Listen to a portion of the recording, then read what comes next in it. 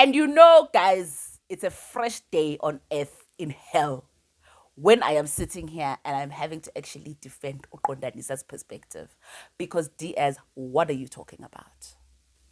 Because Sandiso, it works out so well when we are building homes that are built on lies, fallacies, and fairy tales. Is this man denied you on national TV, international, because I think this show must be syndicated, Komzansi Magic, maybe also in Kenya and in Ghana and in Algeria. People are watching you being denied on television by Usandiso, yet and still here you are with him, walking through the park, eating ice cream, lovers plus. Okay, girl. Akir, you wanted to be first lady, Mashos. Akir, you've been very clear this season how the order goes. So if you are first lady, this is it. First lady, baby girl. And first lady to Dulas. Dulas. That's it. Do you guys think these first wives who are begazelling in their marriages are just lazy? You're not giving him what he wants. I'll do it better. I get it. What you wanted is Kundla girl. First wife. First lady. You better strap yourself in, Mashozi. And I don't know if you have a female family member who has sat you down and let you know what it is. Because if you want is Kundla of being in Tlungulu, you better get ready. It's going to be Utabsile, Ugabsile, Unomsa, Uzodwa, and all of the other unofficial ones on the side. Because you cannot be this immature and say that you want to be a married woman.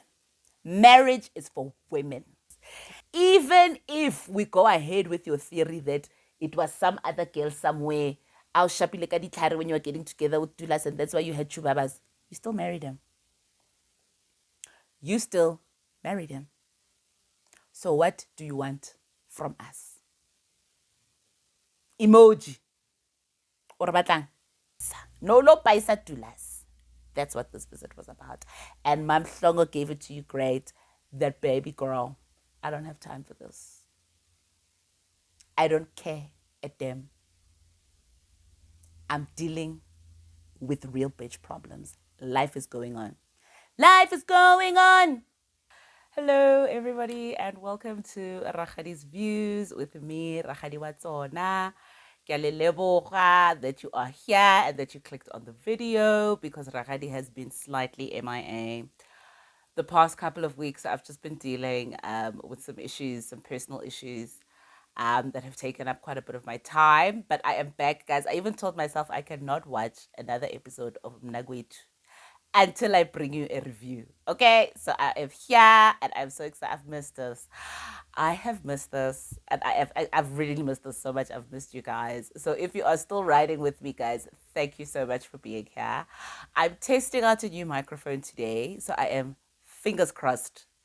Well, when we're trying to be professional, we're doing step up. So I can't be moving and grooving too much and be too animated because it seems like this microphone might be a bit sensitive to noise. So I apologize already beforehand if things are happening.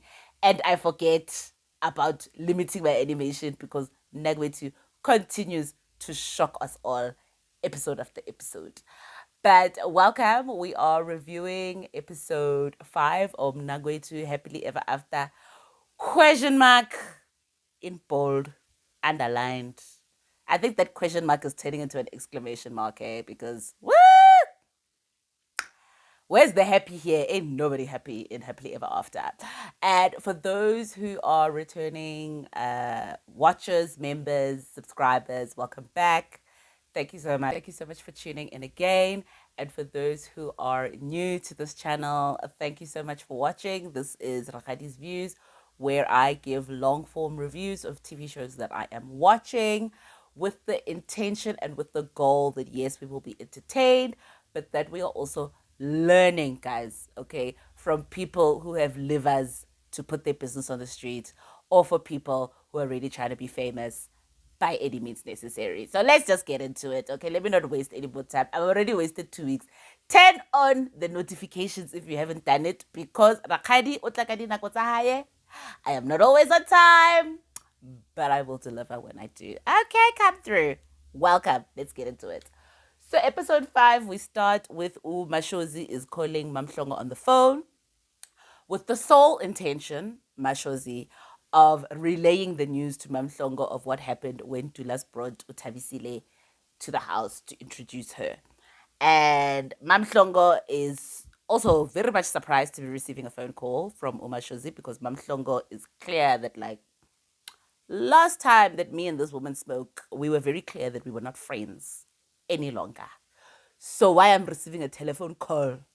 Question mark for Mamhlongo. I am also confused, but it is clear that Umashozi needs somebody to talk to and to relay this message to. And why she chooses the person to do that with is Mamhlongo, who's going through her own things, guys. Mamhlongo is going through life. It's dragging her. Bupilo. Yamumenyula. She's grieving. She's going through a lot. But Mashozi is wanting to go and debrief and just talk about, what a horrible person and a horrible husband that Dulas is. So the only person that she can do that with, who understands, is Umamhlongo. I'm going to lay in on Mashozi later on when we get to the scene that deserves it. Anyway, next we have Usamantha and Diaz. They in the house. Samantha says that no, Diaz is not really a super present father. For now they're just co-parenting. But if she needs something for the child, she's able to call him and he comes through. But reading in between the lines, for the most part, Samantha is the primary caregiver, and she's the one who's doing everything because Diaz just swings by with her. How is everybody? Do you need anything? She tells Diaz that no, Kondanisa came to apologize. He was here. He says he wants to fix things. So Diaz says, okay, did he mention anything about, cleansing the home? Because Diaz admits that clearly he made a mistake by sleeping with somebody else's wife. And Samantha's like, yes, that's going to happen. But at the end of the day, me, I'm no longer ngwana wako mazibuko. So any gathering of the muzis that needs to be happening, you have to go with your family and do that for Ukonanisa and his family.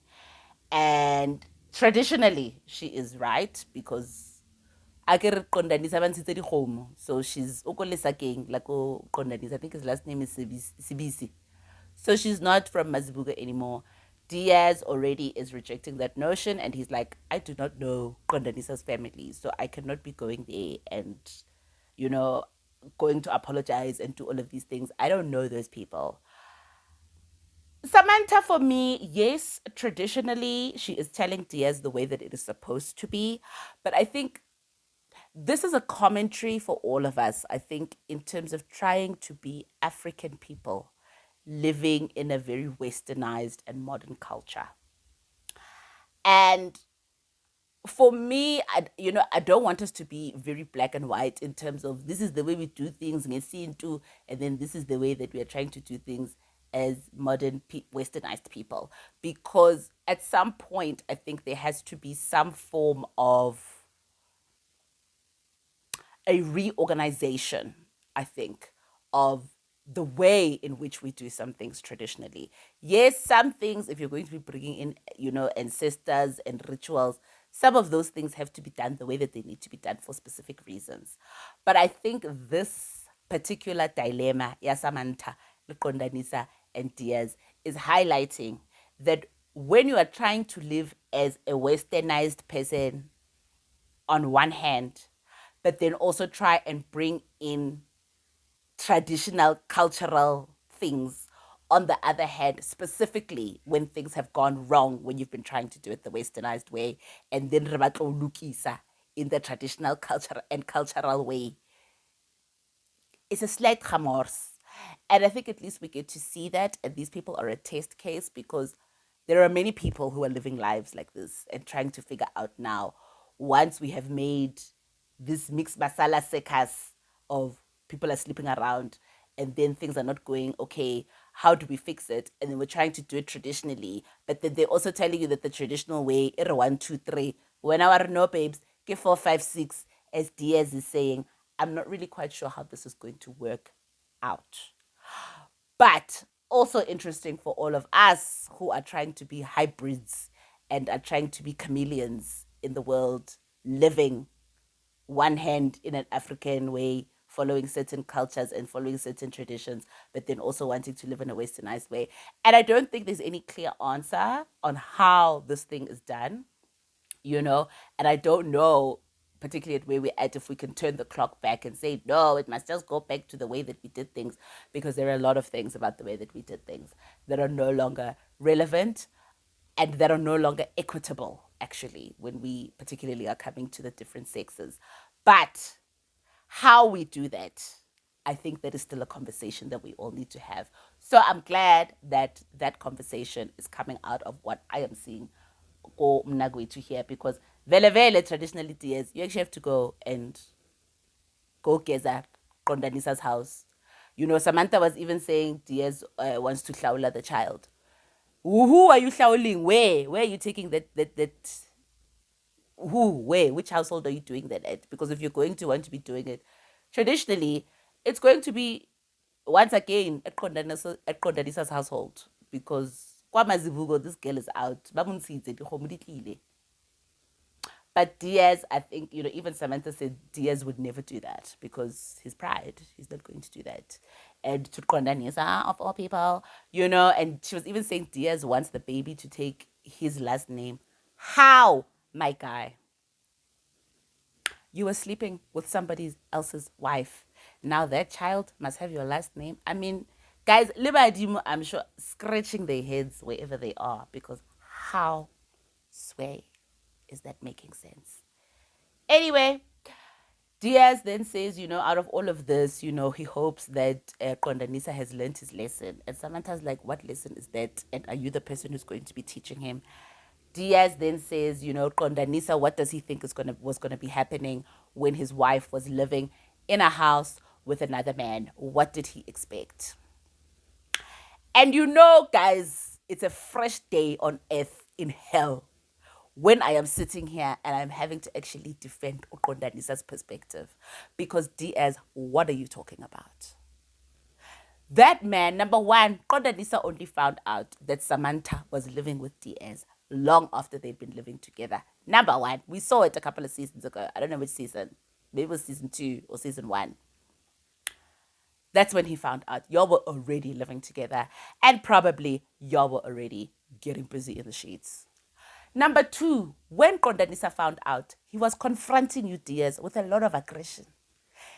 Confronted Samantha later with a lot of aggression. He made a whole scene when Samantha was having a bride/housewarming at this house that she shared with Diaz. Kondanisa made a scene. Y'all made him look like a fool, and you gaslit him and told him that nothing was going on and that you guys were just friends. And Samantha was even upset. How can you embarrass me like this in front of company?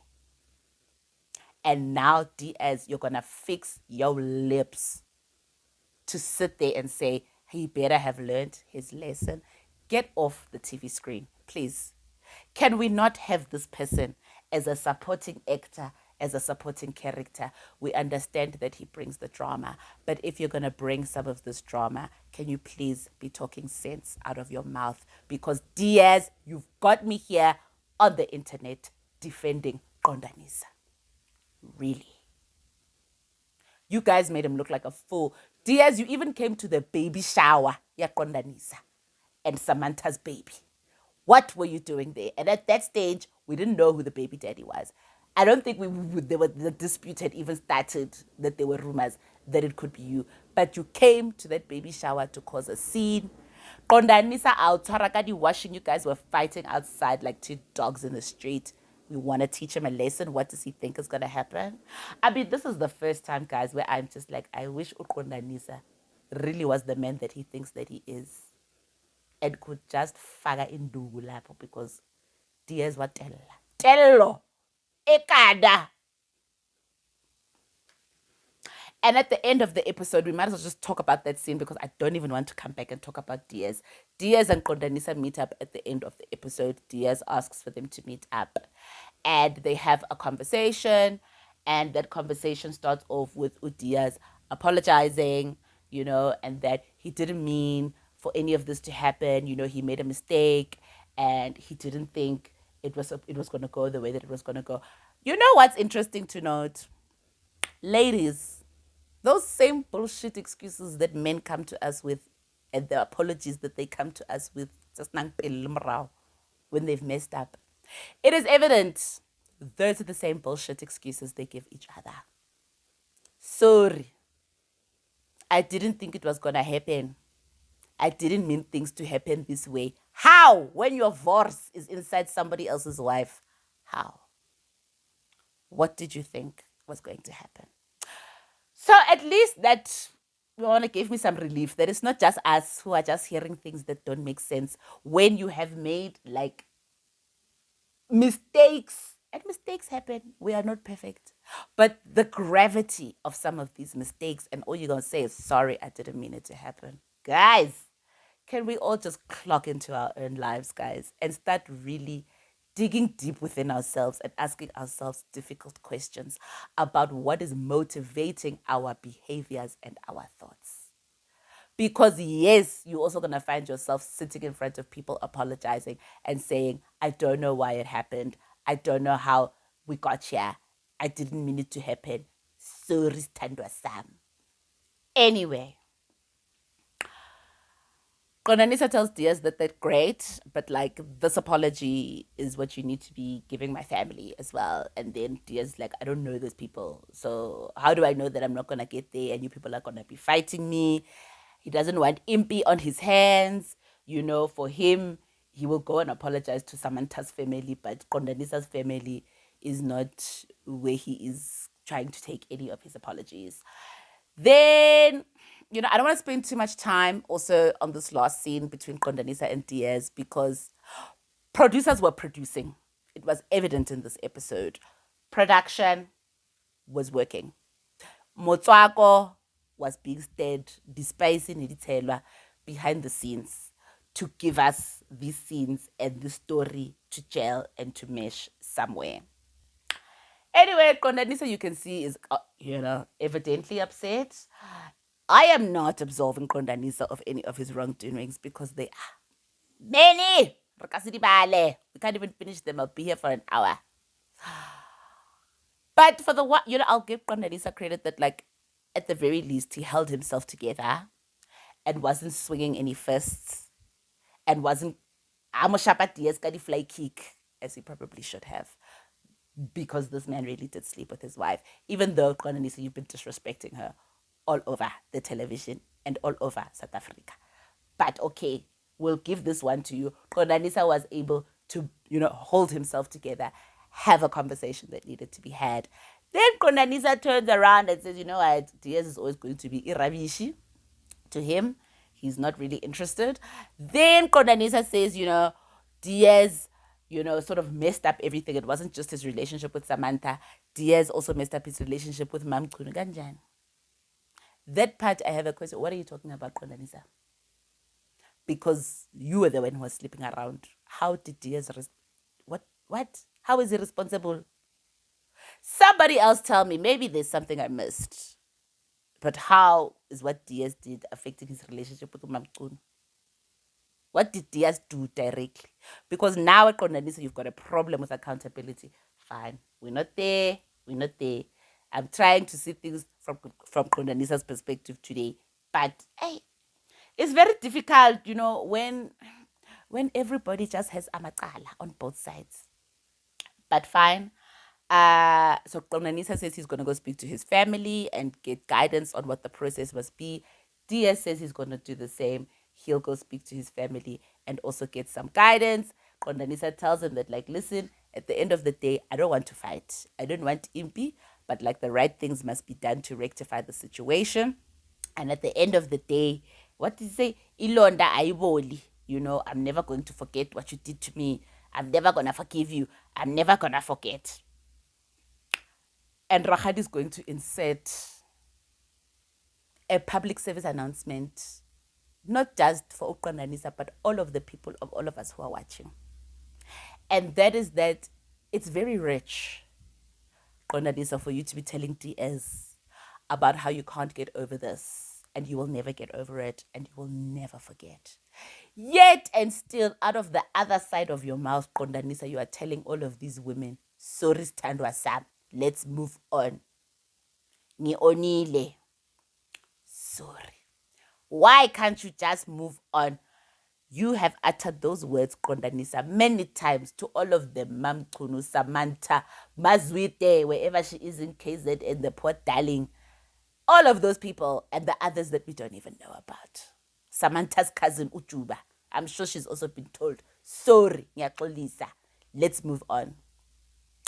All I've got to say to that, ain't no fun when the rabbit got the gun, guys. Let's remember that we must try, because we are human beings and we are fallible. But at the very least, can we try to do unto others what we would like done to us? And it's hard. It's hard. I'm not going to sit here and preach on some sort of pulpit like I'm perfect. But this was actually a very educational episode for all of us to remember that when somebody has done us wrong, oh, babes, squinchy, that grudge, hold it. Imo, we will hold it and keep it. But we are also out here being messy, hurting other people's children too, wanting them to forgive us very quickly, but not wanting to forgive other people when they take accountability and responsibility and offer genuine apologies, of course. But ain't no fun, Kondanisa, when the rabbit has got the gun. And maybe you can take that into your life and into your further dealings with people. But I doubt it. Kondanisa's not giving me that he's got that level of awareness, of the long-term consequences of his actions and really learning lessons. Because accountability, he still gets zero. Zero. Because Kondanisa will apologize out of one side of the mouth and then out of the other side be telling you, but you also did. It was your fault because, guys. Anyway, that's what happened with Diaz and Diaz. I'm done. I don't want to talk about those two. Mashozi goes to visit Umamhlongo at Mamhlongo's place.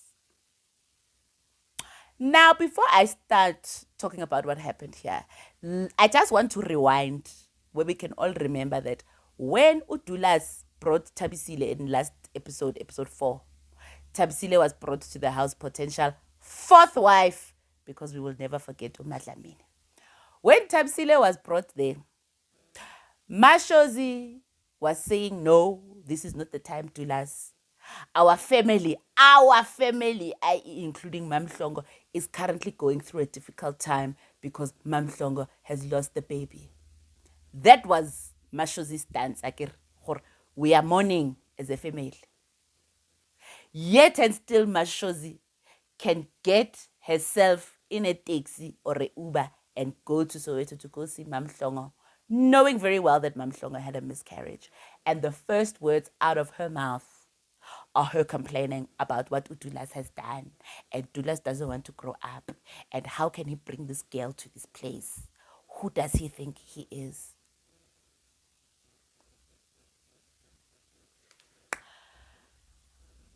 Wait, see, Mnakwethu, guys, it's evident to us about these 3 male characters who are trying to build Istembu, Yamkokotelo. But Mashozi yena, girl, mo. Where can you see from? Mo. Here.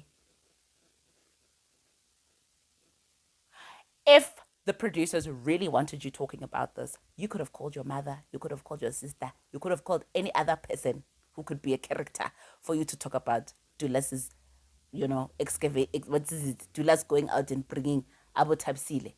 You're going to, do you know how much mourning Umamhlongo is going through? Maybe the rest of the brothers she doesn't know about. This woman had a miscarriage. In that whole entire scene, Mashozi never once said, I'm sorry, Sisi. Nothing. There was no empathy. There was no sympathy. There was no condolences. Nothing. All you are there to do is complain about Dulas bringing this girl. Akir, you wanted to be first lady, Mashos. Akir, you've been very clear this season how the order goes. So if you are first lady, This is it, first lady, baby girl. And first lady to Dulas. Dulas. This is what you signed up for. You're saying he doesn't want to grow up. Who do you think that you married? Who? He showed you all of the signs. Maybe the pregnancy, I can even give you that. Maybe you didn't know who he was. You too were a young child. But you still married him. You knew he was immature. Even the time when you were organizing the Komutsa Lobola, you were well aware that Madlamini was there. And you were well aware that Mamhlongo was there. We saw, I think this was season 2 of Happily Ever After. What did you expect? Do you think Madlamini was just crazy? Do you guys think these first wives who are begazelling in their marriages are just lazy? You're not giving him what he wants. I'll do it better. I get it. What you wanted is Kundla girl. First wife. First lady. You better strap yourself in, Mashozi. And I don't know if you have a female family member who has sat you down and let you know what it is. Because if you want is Kundla of being Intlungulu, you better get ready. It's going to be uTabsile, uGabsile, uNomsa, uZodwa, and all of the other unofficial ones on the side.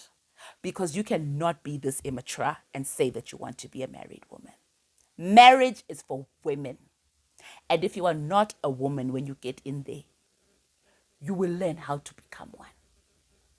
If you are open and willing to it. And being a woman doesn't mean that you have to suffer through it. Being a woman sometimes means that you choose yourself and your child and peace. But coming to another grieving girl, Umamhlongo's house, and complaining about Dulas when she's going through some real bitch problems, okay? She's going through some big girl problems. And you want to come cry up on Tabisile. Get yourself together, Mashozi. I'm sorry. Maybe I'm coming with too much heat. Hey, guys. This is a rant. Oh, but Mashozi, but already it's hot, guys, and I'm sweating. But Mashozi and this immaturity that she's demonstrating, where are her elders in her life? Lining. Because Ketile, if you are still choosing to be with Dulas and you want to be the first lady, number 1,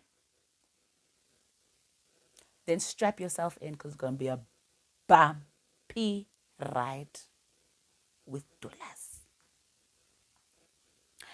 Anyway, Mamhlongo's listening to all of this. Mamhlongo tells her that, like, hey, girl, strongs.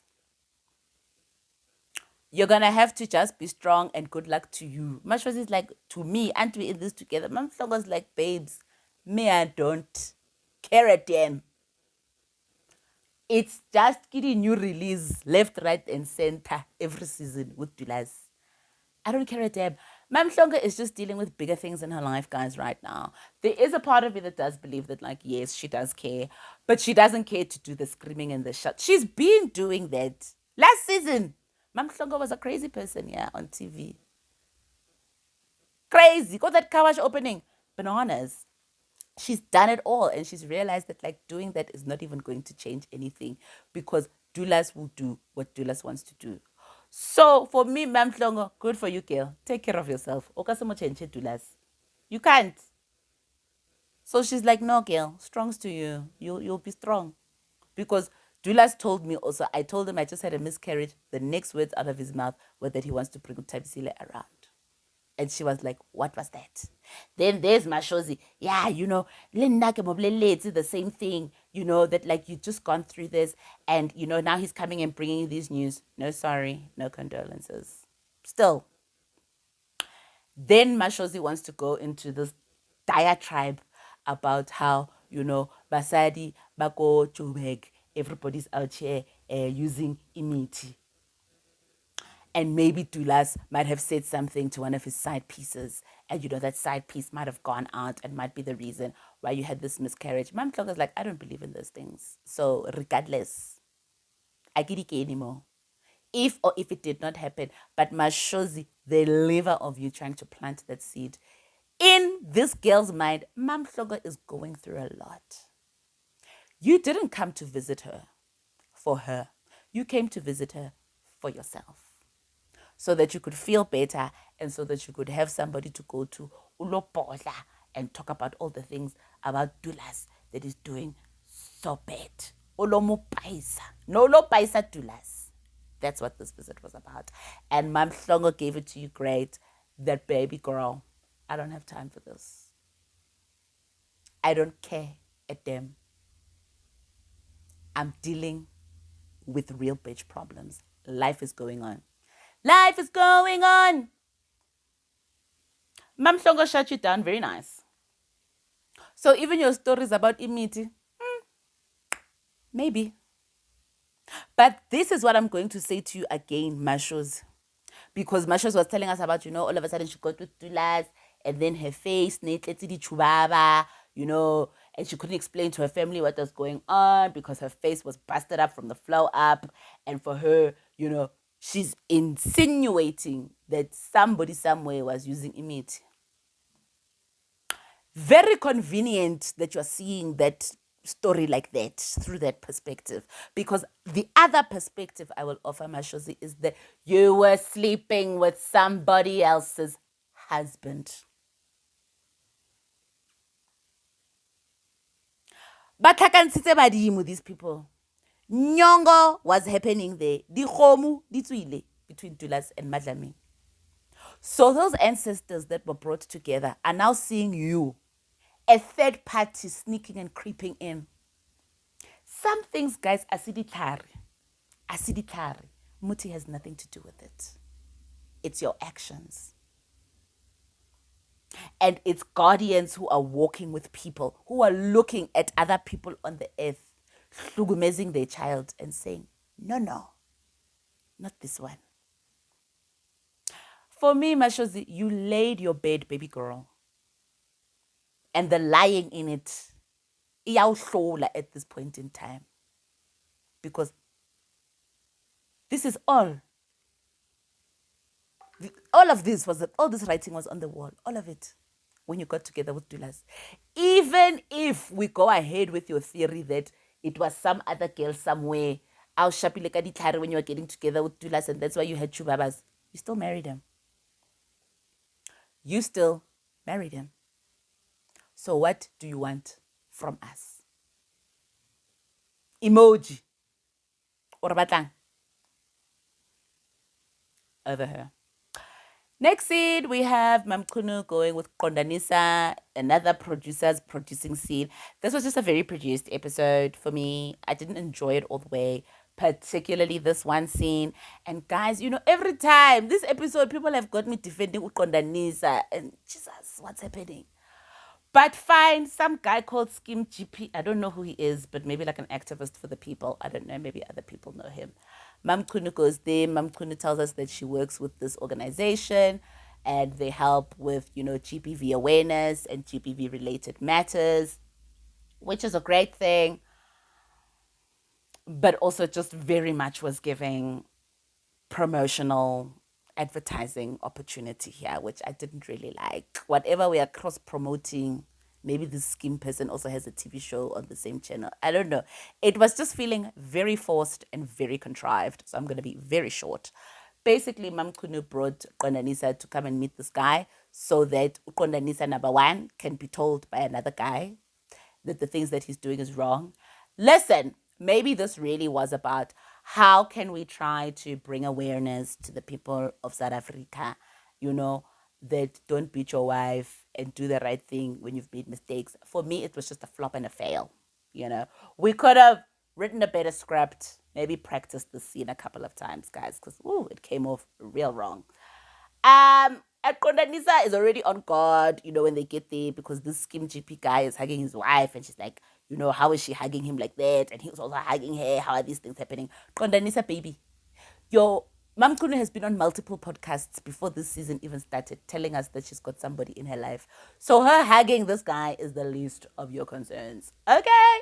Mam Kunu is out there living her life. If we are to believe her words, guys, she said this. This is not me bringing in Nkosi off the streets. Out of her own lips, she's told us, yeah, there's somebody in the wings. So, anyway, Kondanisa says he's not willing to let Mamkunu go when he's interrogated by Scheme GP, says he wants to fight for her, he regrets his actions, he's going to go apologize to her family, yada, yada, yada. All of the things that Kondanisa always says, but for me, it just does not feel genuine. I think Kondanisa's going through the motions because his ego is bruised and he's alone.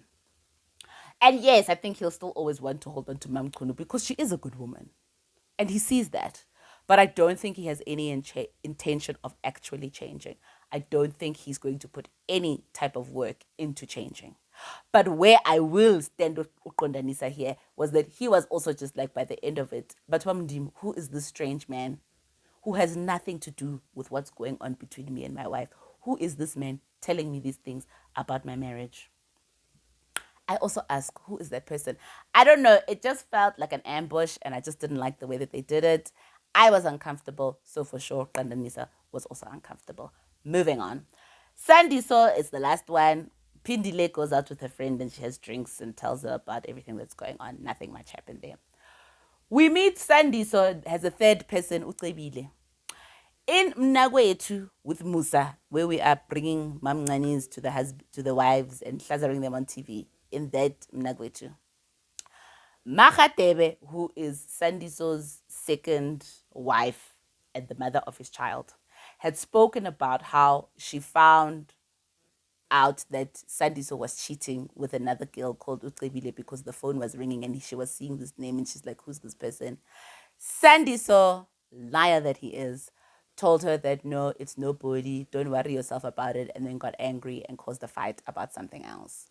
Here he is now, proudly broadcasting on the television that Cebile is actually his woman and they have been together for 3 years. For me, Cebile, the question is, this man denied you on national TV, international, because I think this show must be syndicated, Komzansi Magic, maybe also in Kenya and in Ghana and in Algeria. People are watching you being denied on television by Usandiso, yet and still here you are with him walking through the park eating ice cream, lovers plus. Okay.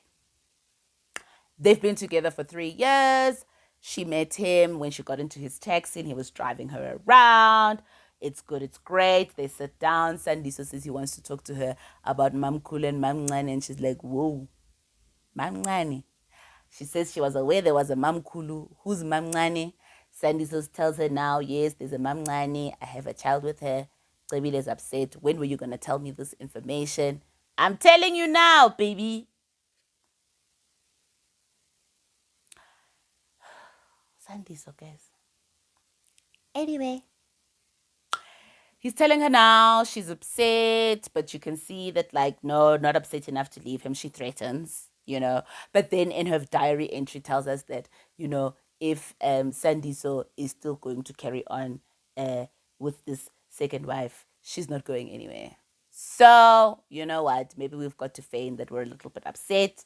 But 3 years, she's in it for the long haul. And she even says out of her mouth, it's been on and off for 3 years because this person, Ananiti, is manga business here with Sandiso. So she knows exactly. Wabo, you know exactly who you're in a relationship with. Please, Tabile, we also don't want to hear you crying. You know. Guys, I know we all hope and wish that it can be better. We all think they're going to change. Guys, Rakhadi, Line Eo and that song, that hymn, I can sing it too. We've been there. But here it is. He's telling you, he's introducing, in one conversation, he's introducing a mamngani, not even another girl, a mamngani that he has in Kosana with, the mamngani, that you knew nothing about. You know he's a liar, manga. But you say, Mushito tsola pele. All right, girl, go for it. Then he tells her that, like, no, he wants to finish paying for Umam Kulu. And then he's going to do what's right with Umamncane and go and show up there and do lobola as well because he's already hlawula the child. Then he's going to do the right thing for her. Sandiso then tells us in the diary entry that, like, because now she's busy upset and saying, hey, second wife. In his diary entry, he says, if she's got a problem with the second wife, he's just going to tell her that things are off with the second wife, but he's still really on with Umakhatebe. And then she'll just find out, later on down the line in Lilini that Mamngane is still in the picture. Because Sandiso, it works out so well when we are building homes that are built on lies, fallacies, and fairy tales. What I can tell y'all is that I am ready. I am ready to see the stupid prizes that Sandiso is going to be reaping from playing stupid games like this with other people's children. And that is the end of my review of episode 5 for Mnakwethu, guys. I think I was saying a lot of things. I might have to just edit a lot because, nobody thought I was going to get this hot. Maybe the heat outside is hitting me inside too. Thank you if you made it to the end of the video. I appreciate your guys' support. I am on it. I am doing episode 6 again this weekend. Hopefully, I will have that out for you by the end of the weekend so that I can do episode 7 as well. Love you all. Thank you for watching and continue to spread love and not hate. Ciao.